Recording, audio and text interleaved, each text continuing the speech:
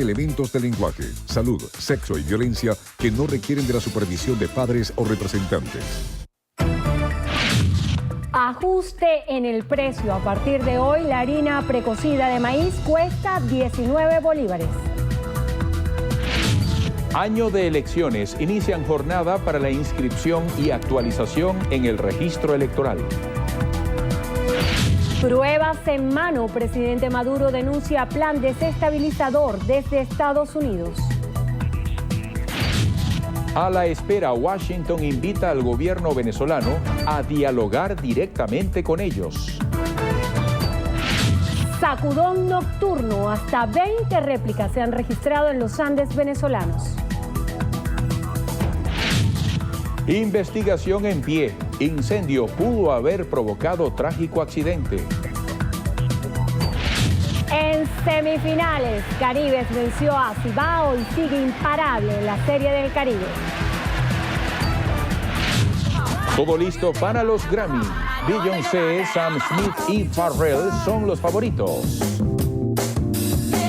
No offense to you, don't waste your time. Here's why.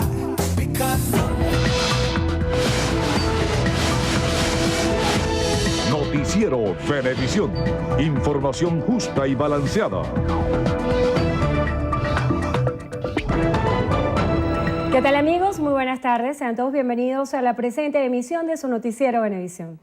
Trina Yepes y Eduardo Rodríguez Yoliti, junto a todo nuestro equipo, muy complacidos de acompañarles. El gobierno nacional fijó en 19 bolívares el precio de la harina de maíz precocida, de maíz blanco y maíz amarillo, de acuerdo con la Gaceta Oficial publicada este miércoles 4 de febrero.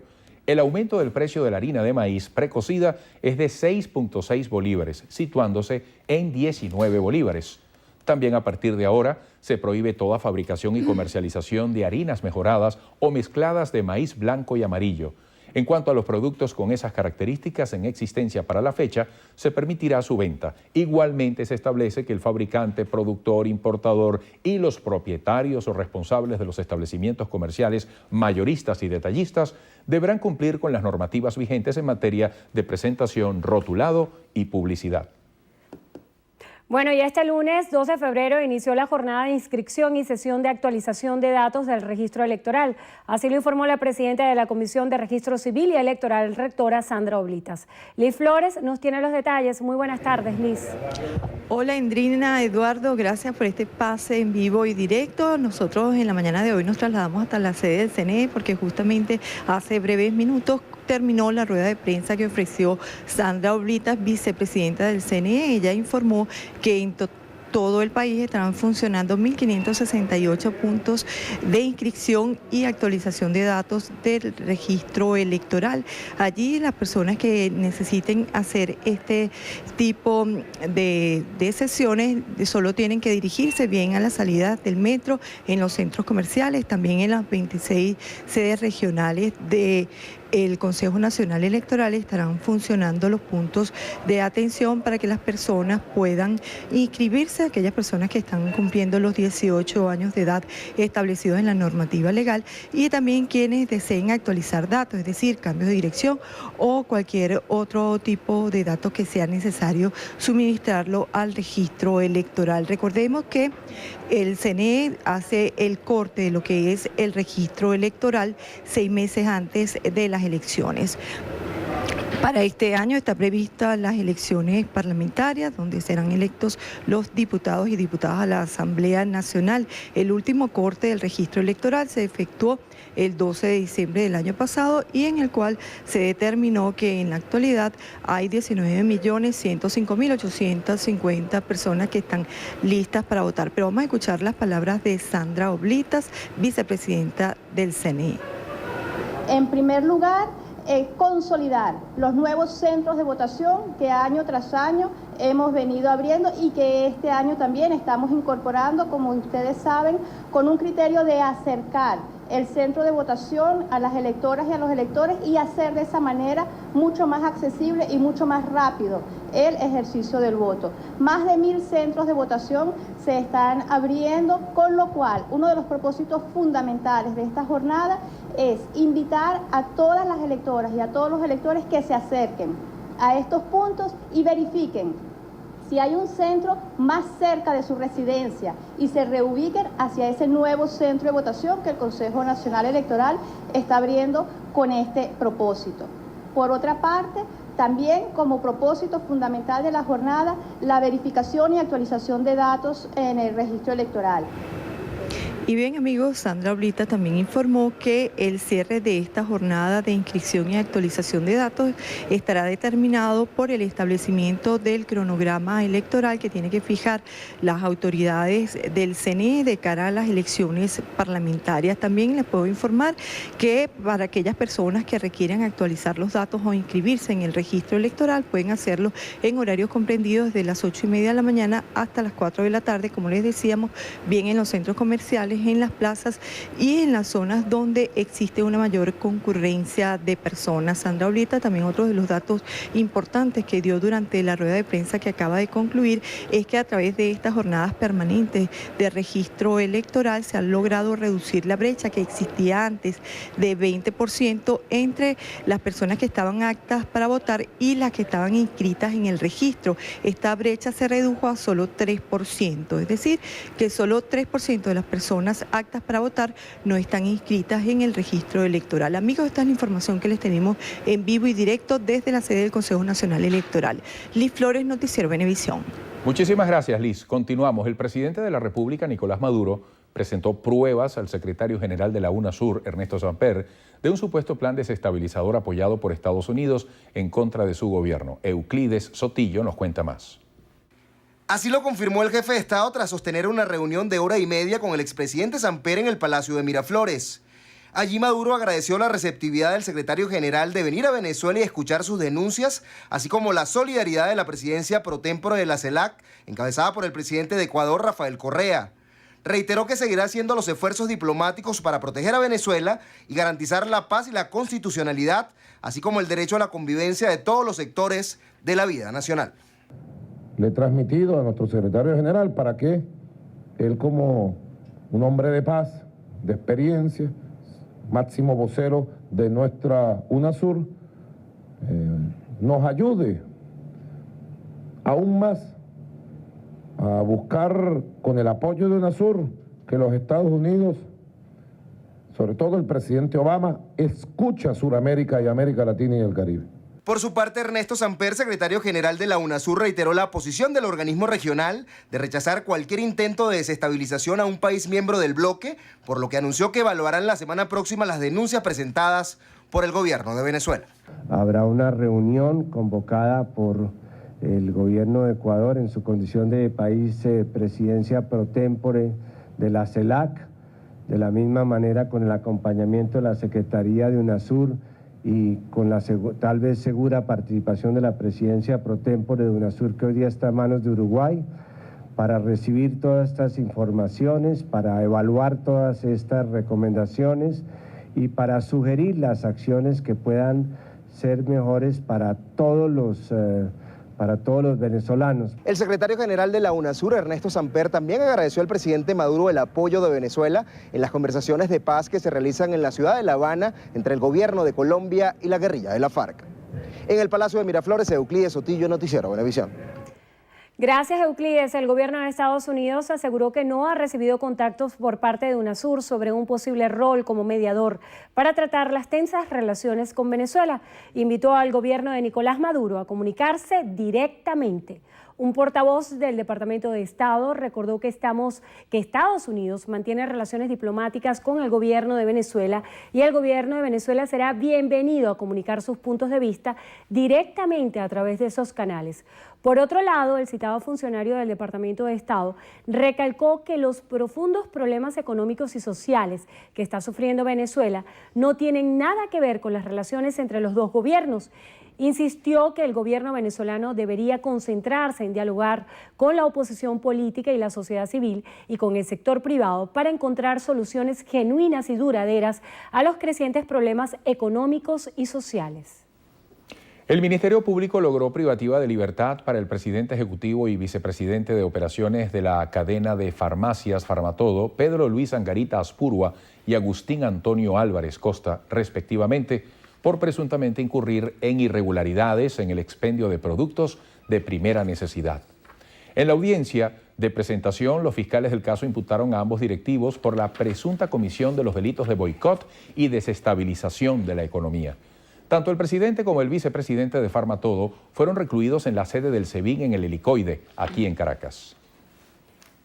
El exalcalde de San Diego, Vincenzo Escarano, y el exdirector de la Policía de San Diego, Salvatore Lucchese, obtuvieron su libertad plena, quedando absueltos de todos los cargos en su contra y sin restricción alguna.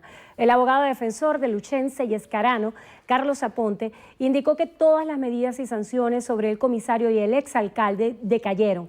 Aseguró que las boletas oficiales habían sido emitidas desde temprano, pero destacó que no habían sido llevadas a la cárcel militar. Recordemos que el 19 de marzo de 2014, luego de una audiencia, el Tribunal Supremo de Justicia ordenó 10 meses y 15 días de prisión para ambos ciudadanos por desacato a una sentencia de no permitir barricadas en el municipio San Diego del estado Carabobo. Un temblor de magnitud 5.2 se sintió cerca de la madrugada de hoy en los estados Táchira, Mérida, Trujillo y norte de Santander en Colombia. Javier Faría nos dice que una vivienda resultó afectada.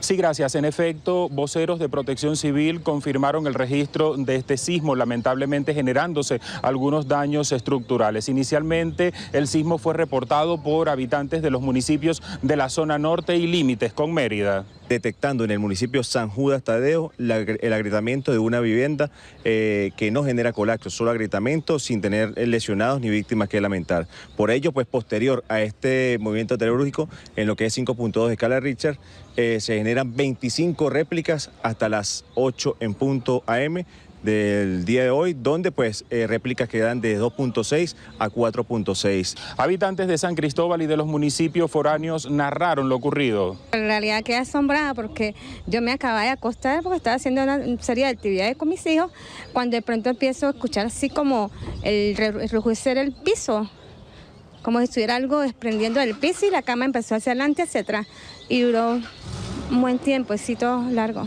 Yo vivo en un cuarto piso y a esa hora de la noche pues mi esposa y yo nos sentimos súper asustados, ya que se empezó a mover las lámparas, empezó a moverse las cosas, pero intentamos separarnos, pero no, preferimos quedarnos quietos en los sitios que estábamos. Se conoció que las réplicas de este sismo se sintieron con mayor fuerza en las poblaciones de la zona norte como La Fría, Colón, Coloncito y La Grita. Comisiones de Protección Civil se encuentran en la zona evaluando posibles consecuencias. Es el reporte que ofrecemos desde Táchira y con esto regresamos a Caracas. Muchísimas gracias, Javier. En Taiwán, una grabación de la conversación entre el piloto del avión de Transasia y la torre de control del aeropuerto de Zhongshan de Taipei apunta a que uno de los motores se incendió tras despegar y podría ser la causa del siniestro. El avión con 58 personas a bordo, entre ellas 2 menores de edad, se precipitó al río tras perder altura por causas aún desconocidas. El Consejo de Seguridad Aérea de Taiwán anunció que expertos de China participarán en la investigación del accidente. Hasta los momentos, las autoridades contabilizan 31 muertos, 12 desaparecidos y 15 heridos. El Papa Francisco pidió a los obispos y responsables religiosos católicos en todo el mundo que no encubran los casos de pederastia. En la misiva difundida hoy por la Santa Sede, pero enviada el pasado lunes a los presidentes de las conferencias episcopales, el sumo pontífice instó a que se garantice la seguridad de los niños en las parroquias e iglesias, las cuales a su juicio deben ser casas seguras. Francisco hizo además un llamado a la diócesis a establecer programas de atención pastoral para las víctimas de la pederastia. Amigos, nuestra primera pausa. Más adelante en su noticiero Venevisión. Mal cálculo. Avioneta se estrelló contra una torre de televisión. Los detalles en minutos.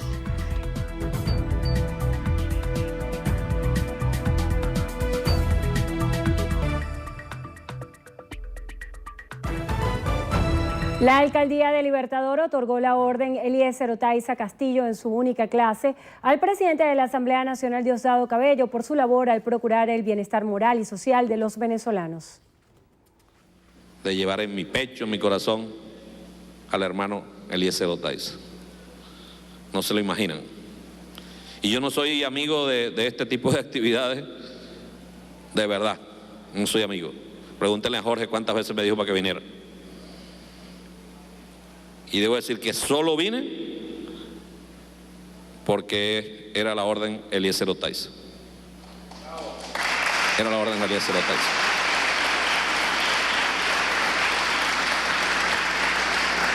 Nunca, no creo que uno ande en la vida haciendo cosas para que le reconozcan nada. Si usted está en la vida haciendo cosas, es porque quiere hacer cosas, no para que le reconozcan nada. No para que le reconozcan nada. Y Oteiza fue así, ¿vale? Y estamos seguros que más temprano que tarde nosotros vamos a saber. La burguesía cree que cerramos el caso. Vamos a saber quién mandó a asesinar a Eliezer Oteiza. Y le vamos a llegar. Más temprano que tarde eso va a ocurrir. Más temprano que tarde. Lo escogieron así. Muy bien. Y al poco tiempo escogieron a Robert Serra. Los que andaban por ahí en la calle, ¿verdad? Los que tenían contacto con la gente, con el pueblo, con los movimientos sociales, con los que ellos llaman los colectivos.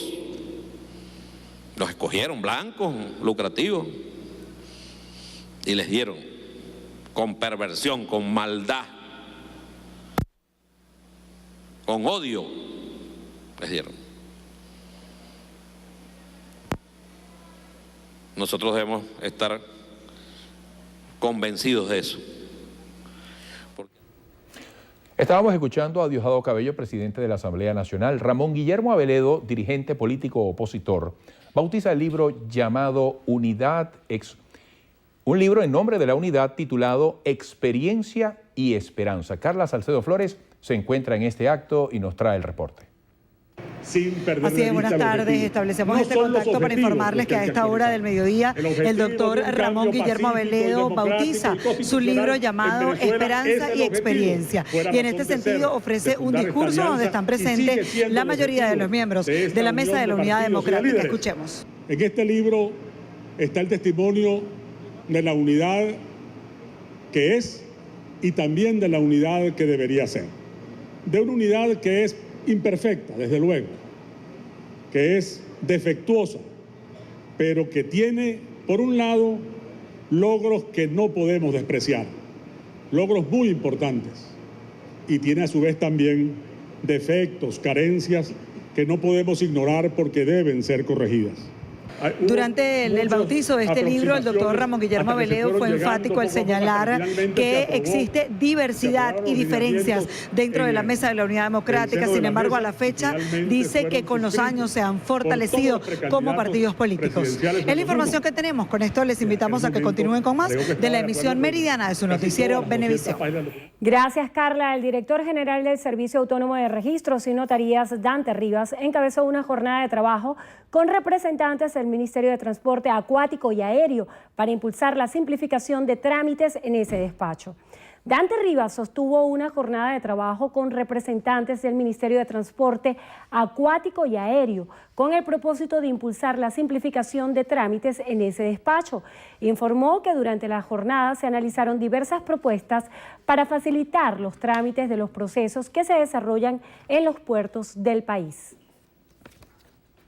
Deterioro de la calidad académica y condiciones de vida del profesor universitario fueron los temas analizados este miércoles durante el primer encuentro nacional de profesores que se realizó en la sede de la Universidad Simón Bolívar. Víctor Márquez, presidente de la Asociación de Profesores de la Universidad Central de Venezuela, dijo que en 2001 un profesor con postgrado y doctorado ganaba el equivalente a 13 salarios mínimos. Después de 14 años, ese mismo profesor está ganando 2,72 salarios. Ese número de salarios mínimos que está ganando el profesor no le alcanza ni para canasta básica ni la canasta alimentaria.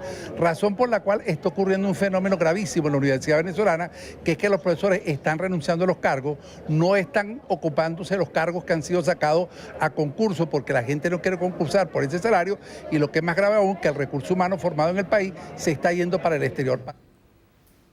En este encuentro, donde participan 15 universidades, también fue analizado el tema del éxodo de profesores universitarios al exterior. Enrique Planchar, rector de la Universidad Simón Bolívar, dijo que solo de esa casa de estudios han emigrado a otros países 260 profesores en los últimos 4 años. El presidente de la Alianza Nacional de Usuarios y Consumidores, Roberto León Parilli, anunció que de acuerdo a un estudio realizado, 6 de cada 10 venezolanos hacen colas para comprar. Explicó que la investigación efectuada por ANAUCO en establecimientos públicos y privados arroja que hay grandes limitaciones para adquirir los diferentes rubros, pues se aplican racionamientos. Considera que la única forma de mejora a la situación es aumentando la producción nacional. Tienen que hacer colas para comprar alimentos. Eso es un hecho real. Independientemente de la clase social, de cualquier situación que pueda diferenciar a una persona de otra, 6 de cada 10 están haciendo colas para poder acceder a los alimentos. El partido Podemos se reúne con caficultores y considera que permisos para la exportación de café diversifica la economía y genera divisas al país. Milagros Zambrano con el reporte. Sí, buenas tardes. Hace pocos momentos el presidente de Podemos, Hidalgo Bolívar, ha anunciado que solicitarán al presidente de la República, Nicolás Maduro, que se le retorne la licencia de exportación a los caficultores venezolanos, esto con el propósito de incentivar la producción de café y también generar divisas para el país. Escuchemos. Estamos convencidos que si los cafetaleros de este país tienen la posibilidad nuevamente, como la tuvieron hasta el 2004, en el ejercicio de la presidencia de Hugo Chávez, nosotros podemos llegar en Venezuela a 2 millones de sacos de producción durante el 2015. ¿Cuál sería una de las ventajas? Si el productor cafetalero tiene un estímulo de exportación, tiene el derecho y el beneficio de colocar su quintal o su saco a precio de la Bolsa de Nueva York, que significa el pago en divisas. Bajo el lema Podemos exportar el café, Podemos considera que es una de las formas de incentivar la producción en el campo y también evitar el contrabando de este rubro. Con esta información continúen con más de la emisión meridiana de su noticiero Venevisión. Gracias, Milagros. Más de 2.500 productores de café de la zona alta de los estados Lara y Portuguesa manifestaron su preocupación por la medida de intervención de la torrefactora Café Fila Rica, situación que llevaría a la quiebra del sector en estas entidades. Rafael Aníbal Camacho con los detalles. Indicaron los representantes de Café Fila Rica que no pueden seguir trabajando a pérdida y la materia prima confiscada no ha sido cancelada. Mucho del café que nos está siendo retenido, mucho del producto se lo debemos a los caficultores. Entonces ellos todavía nos dan el voto de confianza y todavía estamos esperando de que esta problemática se solucione. Los caficultores por su parte adicionalmente aseguraron que tienen el problema de las plagas que han azotado a las plantaciones. No tenemos respuestas de parte del gobierno. Nosotros queremos que el gobierno se pronuncie, ¿verdad?, en cuanto a nuevas semillas, nuevos híbridos que se adapten a la zona, porque nosotros vivimos del café. Las semillas que tenemos hoy en día pues no son resistentes a las enfermedades. Los productores de café de Lara y Portuguesa llevarán a cabo una asamblea la próxima semana en la que esperan reunirse con representantes gubernamentales para llegar a una solución a la grave problemática por la que atraviesa el sector caficultor nacional. En el estado portuguesa, Rafael Aníbal Camacho, Noticiero Venevisión. Bueno, amigos, vamos a otra pausa. Y más adelante en su Noticiero Venevisión. 3 famosos en un video. Rihanna estrenó For 5 Seconds. Los detalles en minutos. Con Federica Guzmán en Estrenos y Estrellas.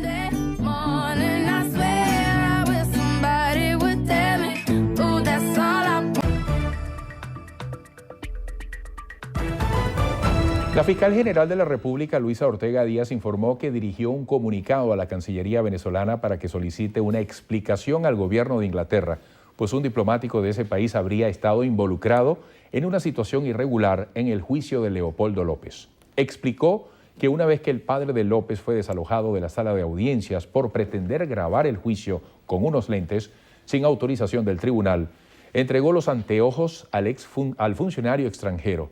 La fiscal general de la República también señaló que designará a un abogado para que la defienda ante las acusaciones que realizó el gobierno de los Estados Unidos en su contra por presunta violación de los derechos humanos durante los hechos violentos ocurridos en Venezuela entre el 12 de febrero y el 30 de junio de 2014.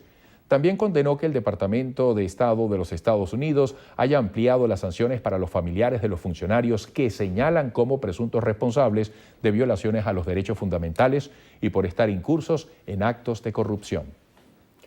Un joven de 21 años de edad murió tras colocarse silicona en los glúteos como parte de la transformación de su cuerpo. El hombre fue identificado como Alejandro Contreras, quien murió en el Hospital Vargas como consecuencia de la aplicación de inyecciones de silicón en los glúteos. Era nativo del estado Mérida y tenía 5 meses viviendo aquí en Caracas.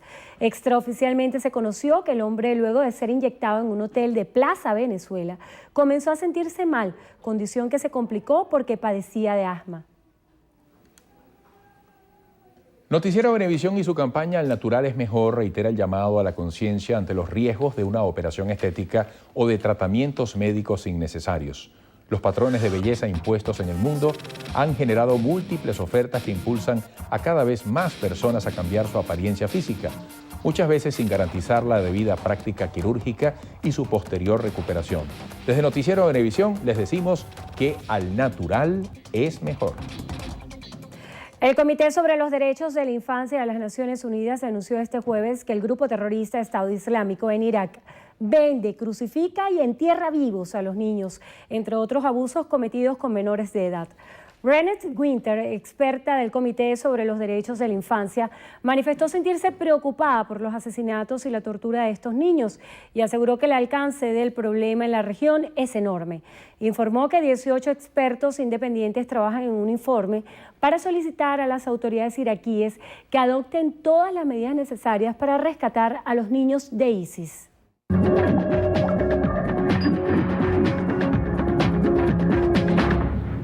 El Poder Judicial argentino definió el nombre del magistrado que se hará cargo de la denuncia presentada por el fallecido fiscal Alberto Nisman contra la presidenta Cristina Fernández por presunto encubrimiento a grupos terroristas.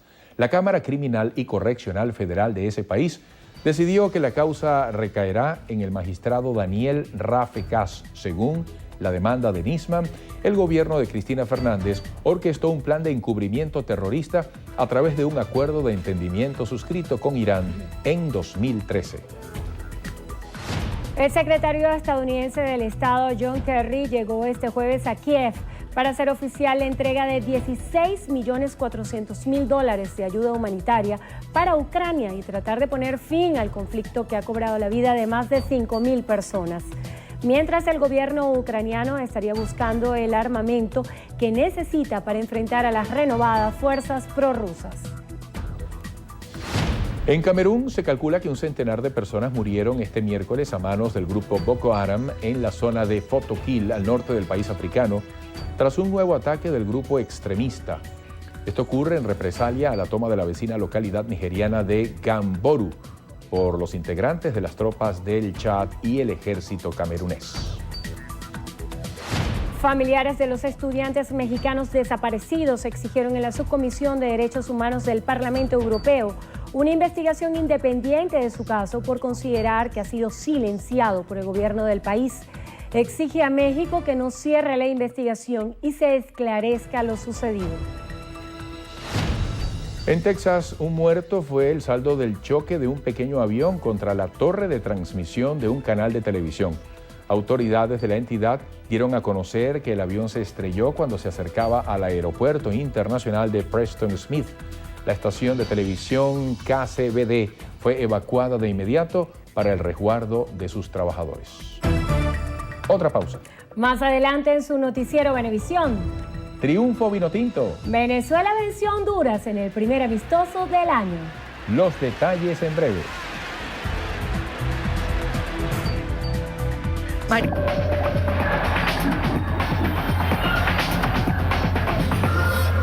Hola amigos, comenzamos los deportes con béisbol porque Caribe de Anzoátegui de Venezuela consiguió su segunda victoria en la Serie del Caribe 2015 tras vencer a los Gigantes del Cibao de la República Dominicana 6-5. Con este resultado, los campeones de Venezuela avanzaron a la ronda semifinal de la contienda caribeña. En minutos, Caribe se estará midiendo al campeón de Cuba, Vegueros del Pinar del Río.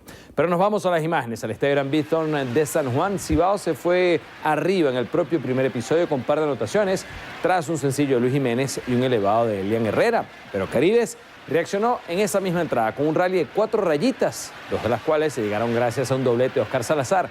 Las otras 2 tras una conexión de Alexia Marista y un sencillo de José Castillo. Ya en la segunda entrada, Caribes de Anzoátegui hizo 2 más. La primera gracias a un jonrón de Newman Romero y la otra con un sencillo de Balbino Fuenmayor, para así tomar la ventaja definitiva. El manager de la tribu, Omar López, utilizó a 9 lanzadores, de los cuales 7, después del segundo episodio, limitaron a la ofensiva dominicana a tan solo 6 indiscutibles. El triunfo fue para Jan Toleo, el revés para Carlos Pimentel y el salvado para Pedro Rodríguez. Los vegueros de Pinar del Río de Cuba vencieron a los Cangrejeros de Santurce de Puerto Rico 3-2 en 10 episodios. Los cubanos dejaron el terreno a los boricuas con un hit de Roel Santos, quien terminó de 5-2 con una impulsada. Ganó Héctor Mendoza y perdió Fernando Cabrera. Y hablemos ahora de fútbol porque la selección nacional de mayores, la Vinotinto, derrotó a Honduras 3-2 en el primer amistoso del año para nuestro combinado. El encuentro se disputó en San Pedro Sula, en Honduras. Al minuto 21, Richard Blanco adelantó al combinado Vinotinto.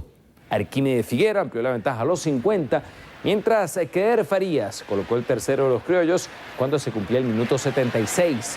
Honduras logró descontar con tantos de Anthony Lozano y de Juan Pablo Montes a los minutos 80 y 90 respectivamente. Ambos combinados volverán a medirse el próximo miércoles, esta vez teniendo como escenario el Estadio La Carolina en Barinas. El Deportivo Táchira derrotó a Cerro Porteño de Paraguay 2-1 en encuentro de la primera fase de la Copa Libertadores. Carlos Javier López a los 12 y Jorge Rojas a los 19 anotaron los goles del carrusel aurinegro, que prendía la fiesta ya en el Estadio Pueblo Nuevo de San Cristóbal. El partido de vuelta será el próximo miércoles 11 en territorio paraguayo.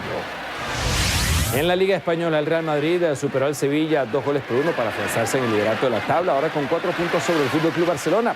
James Rodríguez y GC marcaron por los merengues, mientras que Aspas descontó por los andaluces. La mala noticia para el Real Madrid fueron las lesiones de Sergio Ramos y de James Rodríguez y la expulsión de Marcelo. James estará 2 meses fuera por una fractura en un dedo del pie derecho, mientras que Sergio Ramos se pierde 3 semanas por problemas musculares. En Copa Italia, el Napoli consiguió su pase a semifinales tras superar al Inter de Milán 1-0. Al minuto 93 apareció Gonzalo Higuaín con el tanto de la clasificación de los napolitanos, que en la siguiente fase se medirán a la Lazio. Bien, y con esto ponemos punto final a la información deportiva en Noticiero Venevisión. Hola, ¿qué tal amigos? Buen día para todos. Yo soy Federica Guzmán y desde ya comenzamos nuestro acostumbrado recorrido por las noticias del entretenimiento aquí en Estrenos y Estrellas. Y comenzamos con información de los Grammy, porque este domingo podremos ver quiénes serán los artistas más destacados en la industria de la grabación. Sin duda, uno de los grandes favoritos con 6 nominaciones es la superestrella Beyoncé, el cantante británico Sam Smith y el afamado Pharrell Williams. También se conoció que Katy Perry formará parte de la lista de artistas que se presentarán en la entrega número 57 de los Grammy Awards, a celebrarse este domingo 8 de febrero.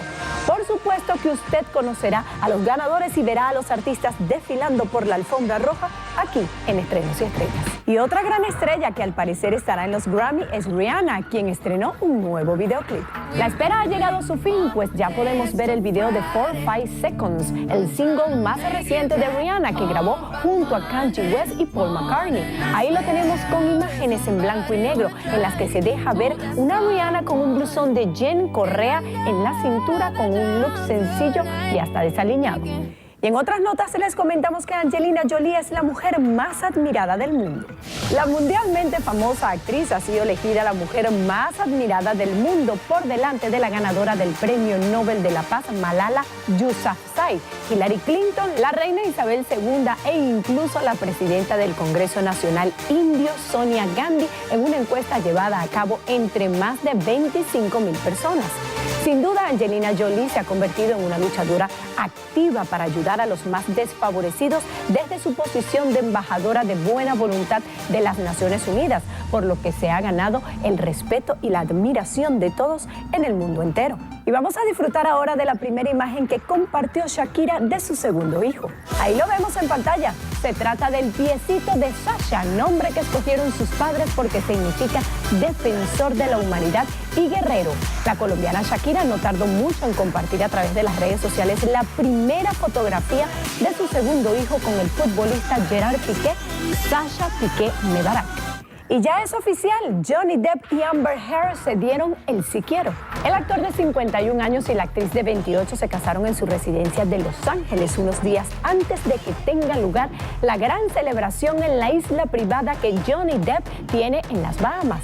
Bueno, y lo que el cine ha unido, que no lo separe nadie, pues los ahora esposos se conocieron en el 2010 durante el rodaje de la película Los Diarios del Ron. Y cambiamos completamente de tema porque la viuda e hijos de Robin Williams discuten por la herencia del actor. Familiares de Robin Williams no se ponen de acuerdo sobre la herencia del actor estadounidense fallecido el pasado agosto a los 63 años. Al parecer, las discusiones se centran en los objetos personales del actor ganador de un Oscar. En los documentos, los hijos de Williams se muestran desconsolados porque su viuda estaría actuando contra la voluntad del actor e ignorando los planes que éste habría hecho sobre sus bienes. Amigos, así llegamos al final. Yo soy Federica Guzmán y los invito como siempre a que nos acompañen en la emisión estelar de Estrenos y Estrellas. Muchísimas gracias, Federica. Amigos, en la próxima parte, entrevista a Venevisión. Hoy con la visita de Julio Borges, diputado a la Asamblea Nacional y coordinador nacional de Primero Justicia. Los esperamos. Vista Venevisión, líder en opinión, por tu canal independiente, Venevisión. Amigos, estamos listos para conversar con nuestro invitado de hoy, el diputado por la Unidad, por Primero Justicia, Julio Borges. Bienvenido. Gracias, Eduardo. Gracias por la invitación. Bueno, vamos a comenzar por el siguiente contexto. Hay empresas intervenidas, ocupadas temporalmente, hay directivos y propietarios privados de libertad, en averiguación, y el presidente Maduro va más allá de la tesis de la guerra económica y dice adicionalmente que hay todo un plan orquestado con influencia exterior, particularmente de los Estados Unidos, para ir directamente a un golpe de Estado. ¿Qué análisis tiene Julio Borges en torno a esta situación? Mira, Eduardo, el problema de Venezuela, y tenemos que entenderlo todos con claridad, es el problema de una economía que está paralizada. Paralizada en el sentido que no está produciendo nada. Y eso es algo que tenemos que entenderlo todos. Venezuela hoy no está produciendo nada y todo lo tiene que comprar afuera. Lamentablemente, en lugar de haber aprovechado todo lo que significó la entrada del petróleo para generar empresas que produjeran caraotas, que produjeran medicinas, que produjeran ropa, que produjeran repuestos de motos, en lugar de aprovechar ese dinero para sembrarlo y crear progreso y empleos y marcas venezolanas, ese dinero se fumó, hoy no está. Entonces se cae el precio del petróleo y nos encontramos con una economía que no tiene gasolina para andar. Entonces lo que antes comprábamos con el petróleo ya no lo tenemos. Entonces el gobierno, frente a esa realidad, en lugar de ver cómo hacer para que Venezuela produzca productos venezolanos y marcas venezolanas, elige el peor camino, se come la flecha, va en contra de todo lo que significa lo lógico y lo que hace es tratar de perseguir, de reprimir, de meter preso a la gente, de controlar. Y eso al final es tratar de apagar un incendio con gasolina. Es lo peor que puede hacer. Yo quiero recordarle a Venezuela que hace, ¿cuánto? Un año más o menos, un poco más, el gobierno tomó unas medidas con DACA y se llamó el famoso DACazo. La gente estuvo contenta 24 horas y triste hasta el día de hoy. ¿Por qué? Porque en lugar de hacer un mecanismo en el cual se produzcan muchos más productos o se traigan o se vendan o abran comercio, lo que hizo fue simplemente arruinar las tiendas DACA y hoy DACA no existe. Y tú ves como los precios más bien han subido porque no se consiguen productos. Yo estaba viendo hace poco el anuncio de una tienda grande en venezolana, hace 3 años. Hace 3 años un microondas, Eduardo, costaba 500 bolos. 500 bolos costaba un microondas en Macro hace 3 años. ¿Cuánto cuesta hoy? Millones de bolívares. El otro día estaba viendo una grifería que costaba en una de estas tiendas también grandes, está costando 25.000 bolos. Es decir, con lo que antes comprabas 50 microondas hace 3 años, hoy compras una grifería. ¿Cuál es el origen de todo eso? Que el modelo económico no funciona porque no se está permitiendo que los venezolanos produzcan, sino que el gobierno lo que hace es la guerra contra el sector privado. Ahora, Julio Borges, ¿cómo desglosar dentro de un mismo escenario lo político y lo económico? Este es un año electoral, elecciones muy importantes, las parlamentarias. El presidente, en memoria y cuenta, acaba de anunciar unas medidas económicas y viene tomando otras decisiones. No se han decidido. Fíjate, se decide, por ejemplo, que solamente se podrá expender en presentación de harina, lo que utiliza la gente para hacer sus arepas y otras cosas. Harina de maíz precocida. Harina de maíz precocida en el color blanco, el maíz blanco. Entonces, o de un solo tipo, como decía el presidente, sin colores. Sí, sí. Entonces, pero fíjate tú, es un caso interesante, Eduardo, porque el gobierno actual es dueño de la mayoría de las fábricas de harina de maíz. El gobierno tiene cerca de 8 marcas distintas que son propiedad del gobierno y tú no las consigues en ningún lado. Entonces, ¿por qué castigan a los de Farmatodo? Supuestamente porque están haciendo las cosas mal. Y toda la cantidad de fábricas en el gobierno donde no hay productos, que el gobierno es dueño de las marcas. 8 marcas de harina de maíz son del gobierno y no se consiguen en ningún lado, están paralizadas. En diciembre el gobierno intervino, la Corporación de Alimentos del propio gobierno, porque está lleno de corrupción y están paralizadas todas las marcas. No se produce nada por parte de las marcas del gobierno. Entonces, el gobierno lo que tiene que ser es sincero y decir la verdad. El gobierno en este momento tiene la mitad de la producción de alimentos, son los que importan los alimentos, son los que siembran, son los que distribuyen y lo que busca entonces es echarle la culpa a los otros, cuando ellos tienen todo el control. Por eso para mí la solución es muy simple, pero significa cambiar de modelo y el gobierno tiene que tener la voluntad de cambiar de modelo. La solución es trabajar con el sector privado. ¿Cómo se logra eso? Te puedo poner 1000 ejemplos. Las tierras que hoy están en manos del gobierno, vamos a abrirlas para que estén los pequeños y los medianos productores produciendo alimentos venezolanos allí. Esas tierras están ociosas, no están produciendo. Temas como Agroisleña, que lo nacionalizaron y ahorita se llama Agropatria y es un fracaso. Volvamos otra vez a que lo maneje el sector privado y los productores. Hagamos que todas estas plantas que tiene el gobierno se le den a los sectores productivos para que produzcan y no estén paralizadas. Hagamos que el sector privado tenga confianza para invertir. Pero si yo tuviera hoy plata para invertir, Eduardo, y quisiera abrir una farmacia, yo me lo pienso 1.000.000 de veces. Porque si tú en Venezuela, por abrir una farmacia que le preste un servicio a la gente, vas a terminar preso, como está pasando con la gente de Farmatodo, que al final lo que hace es trabajar, entonces al final nadie va a abrir puestos de trabajo, nadie va a invertir, nadie va a producir, nadie va a permitir que se genere empleo y quien pierde al final es el pueblo. Perdemos tú, perdemos yo, pierden los jóvenes que no tienen empleo, pierde la gente que no tiene los productos. Farmatodo, por ejemplo, no solo está en Venezuela, está en Colombia y está en otros países. ¿Por qué no hay problemas en los farmatodos allá y si hay problemas en los farmatodos acá? ¿Por qué la gente de Farmatodo va a querer crear una empresa para que no produzca? O sea, ¿quién se mete en un negocio para no producir? Entonces, el gobierno al final no está diciendo la verdad. El problema en el fondo es que el modelo económico no funciona y lamentablemente es un modelo que lo que lleva es que no se produzca en Venezuela lo que hoy deberíamos producir. Todos los países de la región, los colombianos, los ecuatorianos, los bolivianos, los peruanos, están siendo campeones en producir alimentos, campeones en producir ropa, campeones en producir medicina. El único que se está comiendo la flecha, lamentablemente, es Venezuela. Y lo que tú me preguntabas, yo estoy convencido que la elección de la Asamblea Nacional es la mejor oportunidad que tenemos para crear un contrapeso en Venezuela y poder lograr, con el apoyo de todos los venezolanos, cambiar de rumbo y tener una economía moderna, una separación de poderes moderno en Venezuela, protección de los derechos humanos y un contrapeso a quienes tienen todo el poder en Venezuela.